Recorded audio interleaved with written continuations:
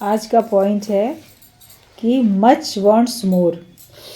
ये बात माया के लिए लगाई है, पर अब परमात्मा के लिए लगाओ।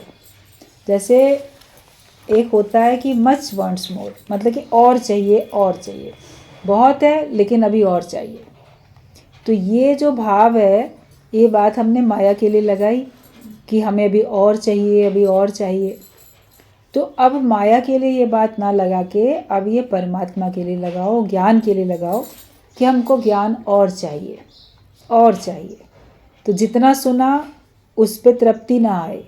अर्जुन ने भगवान से कहा है कि मेरा मन जैसे अघाता ही नहीं है, मैं बार बार मेरे कान अघाते नहीं है, ये सुनता हूँ, मन कर रहा है कि और सुनता ही रहूँ, सुनता ही रहूँ, तृप्ति नहीं आती जैसे इसमें।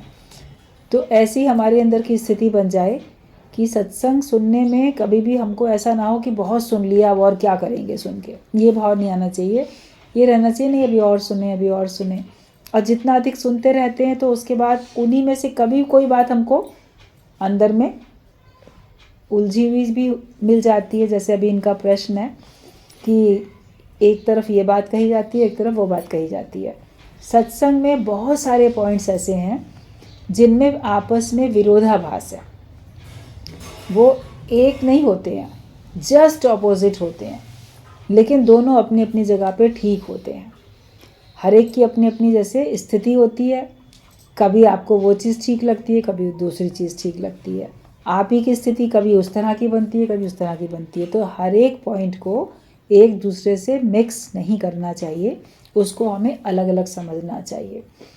जब ये बात कही जाती है, ऐसे हनुमान ने भी कहा, हनुमान जी ने भी कहा कि मैं जो हूँ आपके लोक में जाके क्या करूँगा, मैं तो इसी उसमें रहना चाहता हूँ ताकि भक्तों में जहाँ जहाँ आपकी राम की कथा चलती रहे और मैं उस कथा को सुनता रहूं और मैं उसका आनंद लेता रहूं।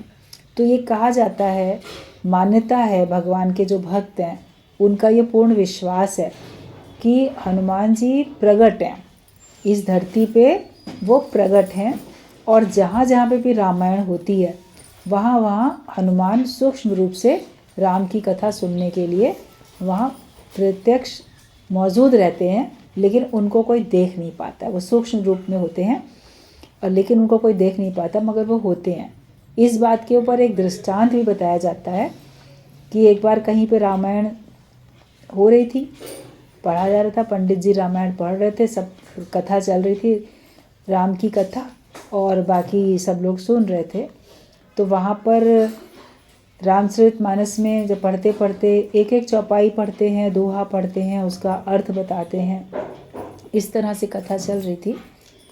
तो जब वो प्रसंग आया कि अशोक वाटिका में सीता बैठी हुई थी और वहाँ पे चारों तरफ फूल खिले थे, तो उसमें था कि वहाँ सफ़ेद रंग के फूल खिले हुए थे, जो चांदनी रात में सफ़ेद सफ़ेद जैसे फूल चमक रहे थे, तारों की तरह से फूल चमक रहे थे और सफ़ेद रंग के फूल खिले हुए थे उस वाटिका में। तो हनुमान जी तो कथा सुन ही रहे थे, तो ये सुन के हनुमान जी एकदम प्रकट हो गए, बोले ये गलत बोला जा रहा है, झूठ, वहाँ सफ़ेद रंग के फूल नहीं थे, वहाँ लाल रंग के फूल थे, ये पंडित तुम झूठ बोल रहे हो। अब वहाँ हनुमान जी प्रकट हो गए, सबको दिख रहे हैं। बोले कि मैं खुद वहाँ गया था अशोक वाटिका में, मैं तो प्रत्यक्ष प्रमाण हूँ, मैंने तो अपनी आँख से देखा था कि वहाँ तो लाल रंग के फूल थे। तो वो कहने लगा, जो कथावाचक था पंडित, वो बोलता है कि मैं तो जो इसमें लिखा है वो पढ़ के बता रहा हूँ, भाई इसमें सफ़ेद रंग के फूल लिखे हैं, इसलिए मैं सफ़ेद रंग पढ़ के बता रहा हूँ। तो बोले ये गलत लिखा है। बोले लेकिन भगवान की जो भी कथाएं होती हैं तो ग्रंथों में गलत तो नहीं लिखा होता है, तो ऐसा कैसे लिखा है। अब आपस की बहस बढ़ गई। बोले ऐसा करते हैं फिर, चलो राम के पास ही तुम्हें भी लेके चलता हूँ, मैं भी चलता हूँ, अब राम जी से ही पूछ लिया जाए, क्योंकि हर बात के लिए राम जाने, कहते ना भैया हमें क्या पता भैया, तो राम जाने। तो राम तो जान ही जाना हार है, राम तो सब कुछ जानते हैं, उनसे कोई बात छिपी नहीं है। तो झगड़ा राम के पास लेके दोनों पहुंच गए। तो जब रामचंद्र भगवान ने दोनों की बात सुनी तो कहा देखो तुम लोग दोनों सही हो। बोला ऐसा कैसे हो सकता है, दोनों सही है। बोले बात ये है कि जब तुम गए थे अशोक वाटिका में, जब लंका में तुम गए सीता का पता लगाने, तो तुम्हारे अंदर में बहुत क्रोध था रावण के प्रति। तो क्रोध से तुम्हारी आंखें जल के लाल लाल हो रही थी। तो क्योंकि तुम्हारी आंखों में इतनी लाली थी तो तुम्हें वो सफ़ेद फूल भी लाल दिख रहे थे। तो तुमने देखा भी गलत नहीं, भाई तुमको तो लाल ही रंग का दिख रहा था क्योंकि तुम्हारी आंखों में लाली थी। जैसे रंग का आपकी आंखों में चश्मा लगा होगा वही रंग का आपको बाहर दिखेगा। मेले तमाशे में बच्चे लोग खरीदते हैं, इस प्रकार के आपने देखे होंगे। कहीं कहीं मेले होते हैं तो वहाँ पे ऐसे चश्मे छोटे छोटे होते हैं बच्चों के लिए। कहीं पीले रंग की पन्नी लगी है, कहीं लाल रंग की, कहीं नीले रंग की पन्नी लगी होती है। उसमें शीशा नहीं होता, पन्नी लगी रहती है, तो वही रंग का सब तरफ दिखता है। बोला जिसकी जैसी निगाह होती है उसको वैसे ही सब नज़र आते हैं। तो तुमको लाल नज़र आ रहे थे लेकिन फूल वहाँ सफ़ेद थे, इसलिए वहाँ सफ़ेद लिखा गया। तो तुम भी अपनी जगह ठीक हो, तुम भी अपनी जगह ठीक हो। तो ये उत्तर इसका फिर उन्हें मिल गया। तो ऐसे सत्संग में कई बार बहुत सारी पॉइंट्स ऐसे होते हैं जिनमें लगता है कि ये आपस में विरोध है। तो जब ये बात कही जाती है तो उन्होंने ये बात बोली कि ठीक है, मैं मान गया इस बात को। तो जैसे हनुमान राम के साथ राम के उसमें नहीं गए क्योंकि उनको राम की जो लीलाएं थीं, जो कथाएं थीं, उसको सुनने में बहुत आनंद आ रहा था और साध संगत के बीच में बैठने से ही आनंद आ रहा था। तो उनने उस वजह से, ये उनकी अपनी चॉइस थी, भाई हर एक की अपनी अपनी पसंद होती है ना, कौन क्या चाहता है। तो किसी को तो सानिध्य में रह के भक्ति करना पसंद आता है। कई प्रकार की भक्ति बोली जाती है, सालोक्य भक्ति, सायुज्य भक्ति, ऐसी कई प्रकार की हैं। उनकी डिटेल है काफ़ी, इस समय इतनी डिटेल में नहीं जाएंगे। सारूप्य भक्ति, कई प्रकार की भक्ति होती है। तो किसी की होती है कि हम बस उसकी बातों का श्रवण करते रहें तो हम जैसे लगेगा उनसे मिले हुए हैं। तो ये हनुमान की अपनी चॉइस थी कि उन्होंने धरती पर ही वो प्रकट, इसलिए आज हनुमान जी के मंदिर बहुत हैं और लोग हनुमान की सिद्धि भी करते हैं और उनसे प्रार्थना भी करते हैं और ये जानते हैं कि वो राम के भक्त हैं परम, और राम का पूरा आशीर्वाद उनको प्राप्त है और हनुमान जो है वो सारे संकट दूर करके हमारे काम बना देते हैं। हनुमान चालीसा लोग कितना पढ़ते हैं, जानते हैं, तो इसलिए उनकी बड़ी महानता है। राम से भी अधिक राम का जो भक्त है, दास है, वो प्रकट है। तो जब बात वो प्रसंग जो किसी का एग्जाम्पल जो बताया जा रहा था सत्संग में, जो श्याम भगवान बोल रहे थे, तो सत्संगियों में भी तो सबकी अपनी अपनी रुचि होती है। भाई कोई तो जैसे कि सोचता है कि ठीक है मैं इस आवागमन के चक्कर से छूट जाऊं और मैं दोबारा दुनिया में न आऊं। दुनिया में आएंगे दोबारा तो फिर जन्म लें, फिर उसके बाद हम जीवन जिएं और हमको जैसे अपने आप को टोटल आवागमन के चक्कर से रहित करना है, क्योंकि वही हमारी मंजिल है। आवागमन के 84 लाख योनि से छुटकारा पाना वही हमारी मंजिल है। लेकिन कुछ की मर्जी होती है, संसार में भी सांसारिक लोग जो होते हैं जिनके अंदर सांसारिकता अधिक होती है, तो वो बोलेंगे अरे हम तो बार बार आए दुनिया में। कई संत भी ऐसे हुए हैं जिन्होंने कहा है कि मैं भारत की भूमि पर बार बार आऊँ। उन्होंने भी ये बात बोली है, कितने विद्वान हैं, संत हैं, कि हम बार बार इस धरती पे आएँ और हम यहाँ पर फिर भगवान के भक्तों की सेवा में लगें। तो कोई दोबारा बार बार आने की कामना करते हैं और कोई आने की कामना नहीं करते हैं। ये हर एक की अपनी अपनी पसंद है, हर एक की अपनी अपनी चुनाव है, चॉइस है उनकी अपनी अपनी, और अपनी अपनी जगह पे वो भी ठीक है तो वो भी ठीक है। तो उन्होंने, किसी को लगता है कि अगर हम, जैसे ये संशय अर्जुन के मन में भी आया था, तो उसने ये बोला कि अगर मेरे को मुक्ति भी नहीं मिली और मैं यहाँ से भी पूर्ण नहीं हुआ तो मेरा फिर क्या होगा। हम कहीं इधर उधर छिन्न भिन्न बादलों की तरह भटक तो नहीं जाएंगे, जैसे उभय भ्रष्ट होकर ख़त्म तो नहीं हो जाएंगे। तो वो घबराहट लगती है। जिसने अभी पूरा मोक्ष के बारे में समझा नहीं है तो उसको ये लगता है कि ये तो सब देखा वाला है संसार, और वो तो अभी सुना ही हुआ है, अनुभव में तो आया नहीं उनके, सिर्फ सुना हुआ है। तो उसमें इतना विश्वास नहीं होता कि हमारा अपना कोई भी नहीं होगा, हम कहाँ अकेले होंगे, क्या होगा, कैसे होंगे, तो हम छोड़ के ना जाना चाहिए, हमको तो इस दुनिया में ही ईजी लगता है, यहीं रहेंगे। तो हर एक की अपनी अपनी जैसे स्थिति होती है। तो फिर जिसको जैसा भाव जगाए वो वैसे ही फल पाए, वो वैसे ही फल पाता है। हमारा अपना क्या है, हम क्या चाहते हैं। तो कोई बोलता है कि हम तो दोबारा मोक्ष वोक्ष नहीं पाना चाहते, मुक्त होके पता नहीं हम क्या हो जाएंगे, हमारा तो अस्तित्व ही खत्म हो जाएगा। वो जो एक शंका आती है, वो जो एक डर आता है जीव भाव के कारण वो डर कि हमारा फिर पता नहीं क्या होगा। तो हम हैं और हमारा भी क्या होगा, हम कहाँ अदृश्य हो जाएंगे, छुप जाएंगे, क्या होगा, फिर करेंगे क्या। जिसके अंदर में थोड़ा ये रहता है ना करने का भाव, तब करेंगे क्या। तो फिर ये बताया जाता है कि तुम्हारा भी नाश तो नहीं होगा ना। ये भगवान से मिलके तुम एक हो गए, लेकिन भगवान से मिलोगे कब? जब तुम इस जगत से सारे रिश्ते नाते तोड़ोगे तब तो तुम भगवान से जुड़ोगे ना। इधर से टूटेगा तब उधर जुड़ेगा। एक तरफ से आपका टोटल लेना देना, नाता रिश्ता सब खत्म हो, तब आप भगवान से मिलके एक होते हो। दोनों तरफ के तो आप नहीं बन सकते ना, आप एक के ही बनोगे, या आप संसार के बनोगे या भगवान के बनोगे।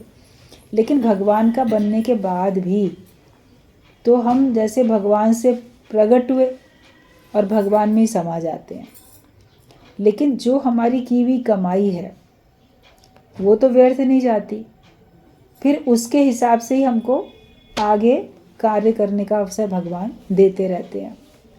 अभी जो सांसारिक लोग हैं जिन्होंने बड़े खराब कर्म किए हैं, तो वो 84 लाख योनियों में निम्न से निम्नतर योनियों में जाते हैं। ये बात भी भगवान कृष्ण ने अर्जुन को बताई है भगवत गीता में।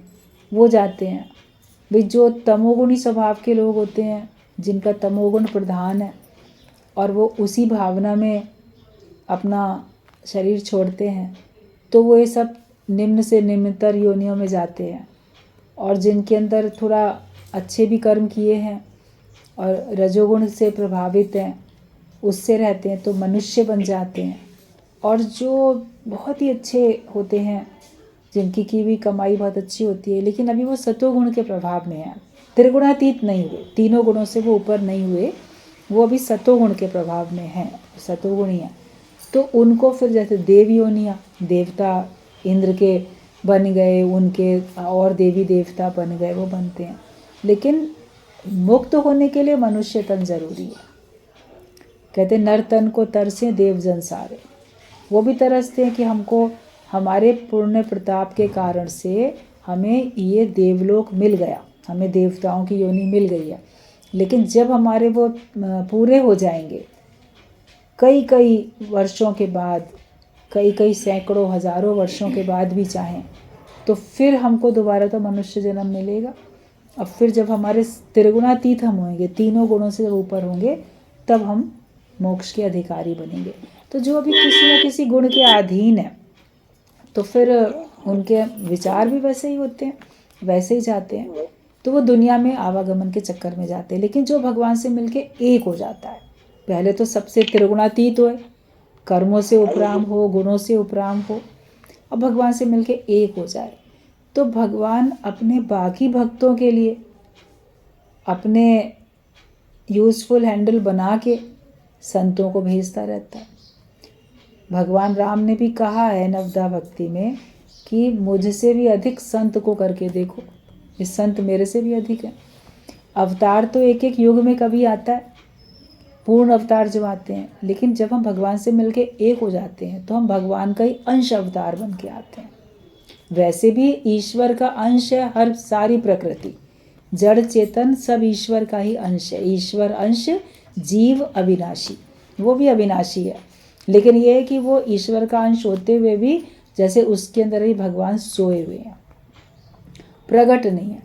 अभी जैसे कल आएगी देव उठान एकादशी, तो कहा जाएगा कि विष्णु भगवान सोए हुए थे 4 महीने, तो अब जाग गए। वो देव सोए थे, अब देव जाग गए, तो कल से फिर अच्छे ये शादी ब्याह के कार्य शुरू हो जाएंगे। 4 महीने पहले तक के देव सो गए। अब देवता ना सोता है ना जागता है, भगवान ना सोता है ना जागता है। मेन बात ये होती है कि सांसारिक कार्य करते करते, जो भी हम साल भर सांसारिक कार्य करते रहते हैं, सांसारिक कार्य करते करते हमारे अंदर का जो देवत्व है जो भगवत भाव है वो जैसे सो जाता है। आप जिस कार्य में लगे रहोगे अपने को वही रूप तो मान लोगे। आप फिर जगत के सकामी कर्म करते करते अपने को आप सकामी जगत वाला जीव वाला ही मानने लग जाते हो। आप सत्संग में ना आओ, सत्संगियों के बीच में ना बैठो, तो आप अपने को वही नाम रूप वाला मानने लगोगे। मैं किसी की माँ हूँ, किसी की पत्नी, किसी की बेटी, किसी की बहन, किसी की ये, किसी की वो, या मैं नौकर हूँ कि मैं चपरासी हूँ कि मैं ऑफिसर हूँ कि मैं क्लर्क हूँ, मैं गरीब हूँ कि अमीर हूँ। अपने को यही तो मानने लगोगे ना। तो हैं तो हम ईश्वर का अंश, लेकिन वो हमारा जो देवत्व का भाव है, जो भगवत भाव है, वो तो सो गया ना। तो साल भर तक वो कार्य करते करते वो सो जाता है। अब उसको सोए हुए को फिर जगाने के लिए टाइम तो लगता है। तो जैसे उसमें बोलते हैं कि हाँ सो गया भगवान हमारे अंदर का। अब उन 4 महीने में कोई भी जगत के आप शुभ काम नहीं करोगे, मतलब संसार के काम से उन 4 महीनों में बहुत अधिक भक्ति भावना, पूजा पाठ, सत्कर्म, इन सबको प्राथमिकता, तीर्थ वगैरह इन सबको प्राथमिकता दी गई है शास्त्रों में। कि जो ये 4 महीने हैं जिसमें देवशयनी एकादशी से लेके देवउठानी के एकादशी तक, और उसमें देव सो गए हैं, तो हमको फिर बहुत पूजा पाठ भक्ति भावना अधिक करनी चाहिए और जगत के कामों से मन हटा लो। तो जब आप जगत के कार्यों से मन हटा लेते हो, आप सत्संग में रहते हो, ज्ञान में रहते हो या पूजा पाठ में रहते हो, जो संसार के लोग हैं सभी लोग तो सत्संगी नहीं हैं, तो वो अगर भक्ति भावना में रहते हैं तो धीरे धीरे उनके अंदर का देवत्व जाग जाता है। आपके अंदर में भी तो वो शक्ति आती है ना। जितना आप भक्ति करोगे तो भक्ति से आपके अंदर शक्ति चली आती है, तो वो उठ जाता है। जैसे हमारे अंदर शक्ति आ जाती है, हमारे अंदर देवत्व का जागरण हो जाता है, भगवत भाव हमारे अंदर जागृत हो जाता है। फिर हम सारे कार्य को जाग के कर सकते हैं।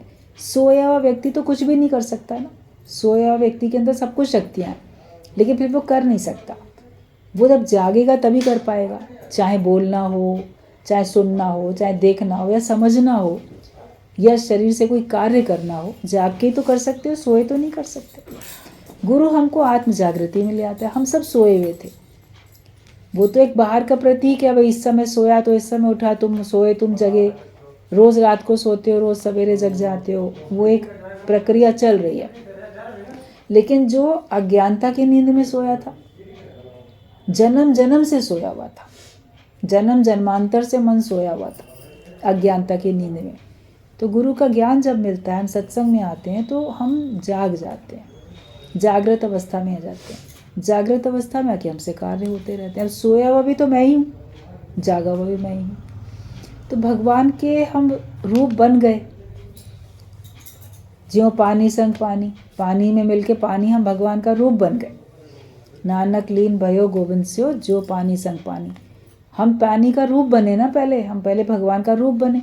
अब पानी में पानी तो मिलेगा ना, पानी में पत्थर थोड़ी मिल जाएगा, पानी में लकड़ी थोड़ी मिल, डली हुई तो पत्ते हैं, सब कुछ पानी में पड़ा है, लेकिन पानी का रूप नहीं बने। पानी में मछलियाँ भी हैं, पानी के अंदर ही पड़ी हैं, लेकिन तो भी वो उनका रूप थोड़ी बन गई हैं। तो भगवान की भक्ति करते करते जब हम भगवान का रूप बन जाते हैं, पानी में पानी की तरह, जो पानी संग पानी, पानी की तरह जब मिलके एक हम हो जाते हैं, तो जब हम भगवान का रूप बन जाते हैं, भगवान से मिलके एक हो जाते हैं, तो जगत के कल्याण के लिए, धर्म की स्थापना के लिए, पापियों का नाश करने के लिए क्या कभी एक ही अवतार आएगा? कितने रूप में तो भगवान प्रकट होकर अपने लेवल पे कार्य कर रहा है। सूर्य तो एक है, लेकिन दीपक तो 1000 है ना, दिए तो 1000 हैं, वो जल रहे हैं। और सबकी अपनी अपनी जैसे कि कार्य की क्षमता होती है, सबका अपना अपना पुरुषार्थ होता है। भगवान एक ही टाइम में कई जगह पे प्रकट होकर कार्य करता है, वरना एक युग में एक समय में आके करेगा तो उसके बाद तो अंधेरा ही छा जाएगा, समझो, ज्ञान तो कभी होगा ही नहीं। तो फिर जो भी इस जन्म में ज्ञान को इतना पक्का करते हैं, परमात्मा का रूप बन जाते हैं और परमात्मा से मिलके एक हो जाते हैं। ज्योति ज्योत समा गई, ज्योत से ज्योत समा जाती है। फिर भगवान, अब वो भगवान का ही रूप है, तो भगवान उसकी जो उसने कमाई की है उसको व्यर्थ थोड़ी जाने देंगे। भाई आप इतने टैलेंटेड हो, आपने इतना कुछ सीखा, इतना समझ लिया, तो आप दूसरे को भी तो समझाओगे ना जाके। तो फिर भगवान आप यूज़फुल हैंडल आप उनके बन जाते हो। तो परमात्मा जब चाहे, जिनके बीच में भी चाहे, आपको वहाँ पे भेज देता है और वहाँ जाके फिर आपसे ये कार्य होता है। जो संत आते हैं ज्ञानी आते हैं तो वो कर्मों का फल भोगने के लिए बाध्य होकर धकेल के भेजे नहीं जाते हैं, लेकिन वो भगवान की मर्जी से यहाँ पे सुधार के लिए, उद्धार के लिए भेजे जाते हैं। जैसे जेल में जेलर बन के कोई जाता है और जेल में कैदी भी बन के कोई जाता है। कैदी जाता है अपने अपराध का दंड भोगने के लिए, जेलर जाता है उनको सुधारने के लिए और उन पर निगाह रखने के लिए। तो संसार वाले तो आते हैं संसार में कर्मों का फल भोगने के लिए, लेकिन जो भगवान की भक्ति करते हैं, ज्ञानी होते हैं, दूसरों को भक्ति सिखाते हैं, ज्ञान सिखाते हैं, वो जैसे इस जगत रूपी जेल में जेलर बन के आते हैं। तो कार्य तो उनसे भी होता रहता है। तो श्याम भगवान के कहने का मतलब ये था कि घबराओ मत, मुक्त हो जाएंगे तो पता नहीं क्या होगा। वो जो स्थिति है तुम्हें घबराने की ज़रूरत नहीं है, तुम फिर कार्य करने के लिए आते ही रहोगे, क्योंकि मन आना चाहता है ना बार बार। तो कि तुम फिर अच्छे कार्य के लिए आओगे ना, योग माया को वश में करके आओगे। एक होता माया के अधीन होके आए, जबरदस्ती भेजे गए धकेल के। एक है कि हम अपनी मर्जी से आए, सैर करने के लिए आए, कोई आपको ज़बरदस्ती कहीं भेज दे, जाओ जाओ वहाँ जाओ, बिना मन के जाना पड़ेगा। और ये आपका अपना ही मन था वो जगह घूमने जाने का, तो आप खुशी से जाओगे। तो ये अंतर पड़ जाता है। मगर जब हमारे अंदर का अज्ञान जीव भाव खत्म होगा तभी ये सब हो पाता है। और जब तक हम भगवान से अपने को अलग समझते हैं तब तक फिर हमारे में और भगवान में दूरी बनी रहती है, भेद बना रहता है। और फिर हम इर्द गिर्द तो रहते हैं, आसपास तो रहते हैं, लेकिन हम पूरा उनका रूप नहीं बन पाते। भजन की एक लाइन आती है, उनको जग में डर काहे का जिन्हें सहारा राम का, और इसमें आता है बने हैं रूप राम का। ये जो भगवान के भक्त हैं वो राम का रूप बन गए हैं। आप सब अपने अपने अंदर झांको, जांच के देखो कि क्या तुम भगवान का रूप बन गए हो, या मेरे अंदर अभी मेरी मैं बकाया है। मैं अपने को फलानी बाई मान के चलती हूँ या चलता हूँ, मैं अपने को क्या जान रहा हूँ। ये पार्ट प्ले हो रहा है। कई बार ये एग्जाम्पल दी जाता है कि बाहर से कोई भी किसी का नाम है, कोई भी किसी का रूप है, कोई भी एक्टिंग है, अंदर से वो जो हीरो हीरोइन है, जो एक्टर होता है, वो अंदर तो समझता है ना मैं कौन हूँ। गुरु ये अंदर तुम कौन हो वो समझा रहा है। ये सब ऊपर से पार्ट प्ले हो रहा है, जिसको जो घर मिला, जो परिवार मिला, उसके हिसाब से काम हो रहा है। मगर अंदर वास्तव में मैं कौन हूँ, हमको हमारी ही पहचान गुरु कराता है। पहले अपना रूप पहचान, समझ मन दर्शन, यही भगवान। तो जब हम अपना रूप पहचानते हैं तब हमको लगता है कि जैसे हमने भगवान का दीदार कर लिया। तो सब सुजाग होके रहो, जागृत अवस्था में होके रहो, अपनी स्थिति को जांचते चलो कि मेरी स्थिति क्या है। अभी मैं पूरा परमात्मा का रूप नहीं बना हूँ, इसीलिए मेरे को जगत सत्य दिखाई देता है या जगत की बातें असर करती हैं।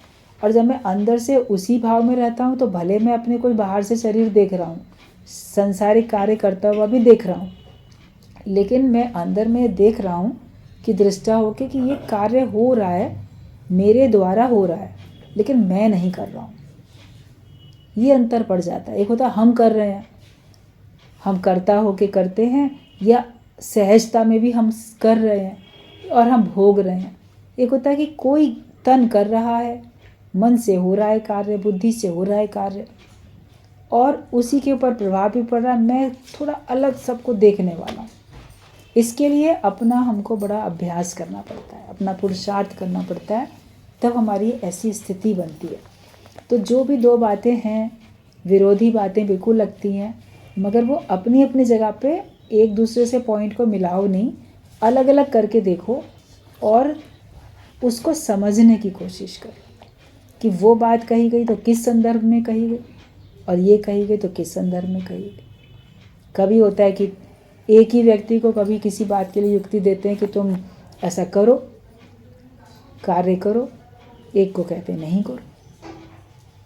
एग्जाम्पल गुरुजी ने सत्संग में दिया कि डॉक्टर के पास खांसी के मरीज़ सब जाते हैं, डॉक्टर एग्जामिन करके कहता है, एक को बोलेगा कि तुम जो हो चिकना बिल्कुल नहीं खाओ, खांसी है, घी चिकना कुछ नहीं खाओ। एक को बोलेगा तुम चिकनी चीज़ खाओ, खांसी उसको भी है। तो अलग अलग बात कैसे बोल दी। एक को सूखी खांसी है, ऐसे एकदम खराशें हो रही हैं गले में, सूखी खांसी वाले को तो थोड़ा चिकनी चीज़ दी जाती है, ये दवाई तुम मलाई में मिला के खा लो, इसमें खा लो, पता नहीं क्या क्या जो भी होती हैं दवाइयाँ, तो उनके लिए कहा जाता है। और जिसको ऐसे बहुत बलगम वाली गीली खांसी होती है तो उनको ये सब मना होता है कि तुम ये सब बिल्कुल नहीं खाओगे। तो अंतर हो जाता है। तो किसी को कौन सी बीमारी में क्या परहेज़ बताना है, सेम बीमारी में दूसरे को वो परहेज़ नहीं बताना है, क्योंकि उनके अंदर की स्थिति फ़र्क है, जो तरीका है उनका, बीमारी किस कारण से है, उस कारण के निवारण के लिए वही ठीक है। आपको कभी लोकारीत में जाने के लिए गुरु कहेगा, कभी नहीं कहेगा, कभी कर्म करने के लिए कहे, कभी कर्म करने के लिए ना कहे, तो वो आपकी स्थिति होती है। कभी तो यह है कि बिल्कुल जिम्मेदारी नहीं लो, छोड़ के चले आओ, तुम्हारे मरने के बाद भी तो सब कुछ होगा। और कभी कहा जाएगा कि तुम कर्तव्य कर्म छोड़ के क्यों चले आ रहे, भाग रहे हो क्या, क्यों नहीं जिम्मेदारी निभाते हो। तो अंतर पड़ जाता है ना। रामकृष्ण परमहंस के पास भी जब आए भक्त, एक ने कहा लोग आपकी बड़ी निंदा कर रहे थे, मैंने तो बहुत झगड़ा किया, बहुत लड़ाई की उनसे कि तुम हमारे गुरु की निंदा क्यों करते हो, वो तो ऐसे नहीं है। मैंने आज सच्ची बात बताई उनको, बहस हो गई मेरी, इसीलिए लेट हो गया सत्संग में आने में। तो रामकृष्ण परमहंस ने कहा कि अरे तुमको लड़ाई करने की क्या ज़रूरत थी, बहस करने की, बोलते हैं बोलने दो। कोई आसमान की तरफ अगर कोई थूकेगा तो क्या आसमान को लग जाता है। तुम्हारा गुरु तो शरीर थोड़ी है, तुम्हारा गुरु तो आत्मा है, उसको तो कोई बात लगती ही नहीं है। कहना तो जिसको जो कह रहा, तुमको नहीं झगड़ा करना चाहिए, बोलने अपना मुंह खराब कर रहे हैं, तुम चले आते चुपचाप। थोड़ी देर बाद दूसरा व्यक्ति आया, उसने भी वही बात कही। लोग आज पता नहीं वहाँ उस जगह बैठे बड़े सत्संग की और आपकी निंदा कर रहे थे। तो मैंने तो सोचा कि मेरा गुरु कोई शरीर थोड़ी है, वो तो आत्मा है, ये लोग जानते ही नहीं है, इनको बोलने दो, जो बोलेगा अपने कर्म बनाएगा, हमारा क्या मतलब, हम चुपचाप चले आए हम तो रामकृष्ण परमहंस ने कहा बड़ी खराब बात है, गुरु की निंदा सुन ली तुमने, जाके उनको बोला क्यों नहीं, झगड़ा क्यों नहीं किया, उनको सही बात समझाई क्यों नहीं। अब सेम बात के लिए विपरीत बातें बोली ना, बाकी लोग सुन के बड़े हैरान हो गए, कहते अब करें क्या, ऐसा कैसे। एक को कह रहे हैं कि तुमको चुप रहना चाहिए था, एक को कह रहे हैं तुमको बोलना चाहिए था।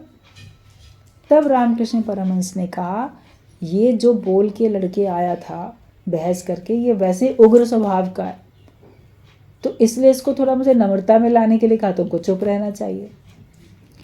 जो उग्र प्रवृत्ति का होता है उसमें नम्रता लाने के लिए गुरु बोलेगा ना कि तुम थोड़ा शांत रहो, चुप रहो, अवॉइड करो बात को। और एक बहुत चुप है, दब्बू किस्म का है, बोल ही नहीं पाता है, भयभीत रहता है, तो उसको थोड़ा पुशअप करके शक्तिशाली बनाने के लिए कहा अरे बोलो, सही बात तो बोलो। तो किसकी कैसी कैसी स्थिति है स्वभाव की, उसके हिसाब से भी तो उसको कई बार कहा जाता है। या कभी हमारे अंदर के अज्ञानता को देख के, हमारे अंदर के विकारों को देख के उससे उपराम करने के लिए कभी ऐसे कहा जाता है कि आप जो ऐसे करो और ऐसे नहीं करो। रोक लो उसको। तो फिर हमें क्या करना है कि हमको केवल हमारे लिए जो हमको युक्ति बताई गई वो देखनी है, बाकी कौन कहे साहेब को यूं करो यूं ना कर। गुरु को जिसके लिए जो बात उत्तर समझ में आया वो उत्तर उस व्यक्ति को गुरु ने दिया।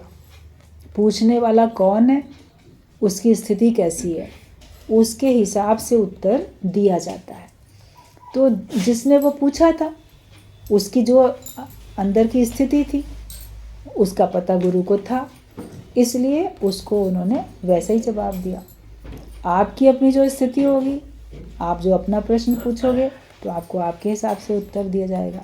लेकिन सभी के प्रश्न, सभी के उत्तर हमको इसलिए सुनाए जाते हैं कि कभी किसी के मन में ऐसी बात भी आ सकती है, जो संशय आज दूसरे के मन में आया कि पता नहीं मुक्त होके हम क्या, कहाँ जाएंगे, क्या करेंगे, क्या होगा हमारा, हम तो नष्ट हो जाएंगे। तो ये मान लो किसी और के अंदर भी तो संशय आ सकता है, आपके अंदर नहीं है लेकिन किसी और के अंदर आ सकता है।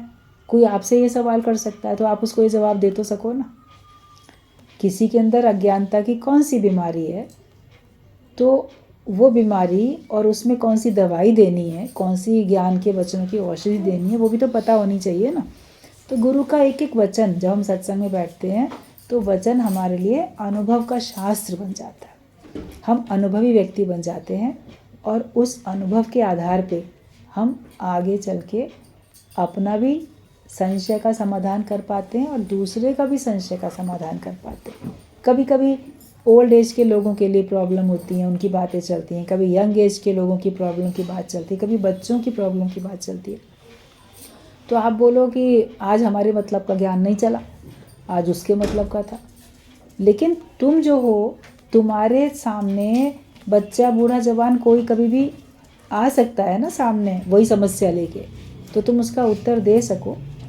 तो इसके लिए कभी कैसी बात चलेगी, हर बात को हमको समझ के एक साइड में रखते जाना है, अपने पास उसको रख लेना है, ताकि जब उस उत्तर की जहाँ ज़रूरत पड़े अपने लिए या किसी और के लिए आप उसको लगा सको।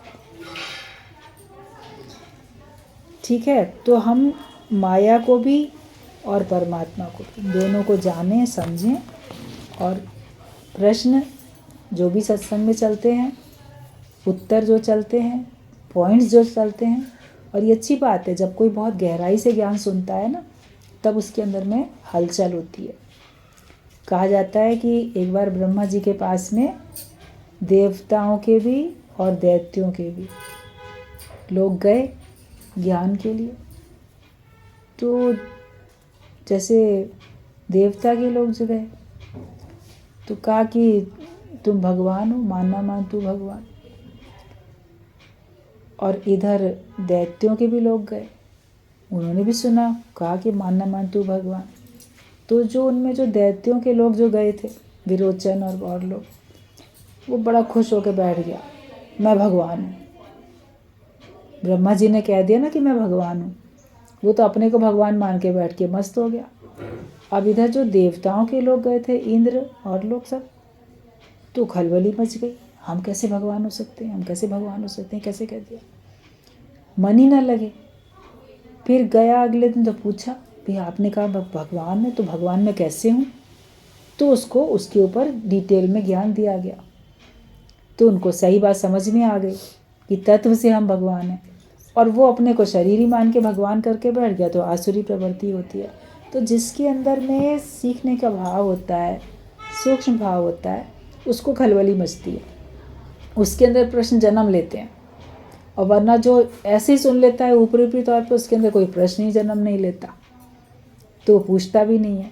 लेकिन जिसके अंदर में वास्तव में ध्यान से जो ज्ञान सुनता है, तो उसके अंदर में प्रश्न इस प्रकार से उठ जाते हैं। और बहुत अच्छी बात है, ये खुशी की बात होती है कि हमारे अंदर खलबली मची, हमको प्रश्न उठा, और हम फिर उसके बारे में जानने के लिए आगे आके बात करते हैं। तो सत्संग सुनो, एकदम अपने ऐसे नहीं सुनो कि बस सुनते जा रहे हैं, उसको आप समझो भी, और उसके गुरु के आशय को भी समझो कि उसका आखिरकार में इंटेंशन क्या है, मतलब क्या है।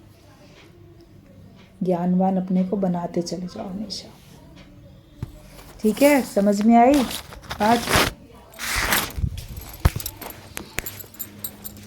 शोभा जी?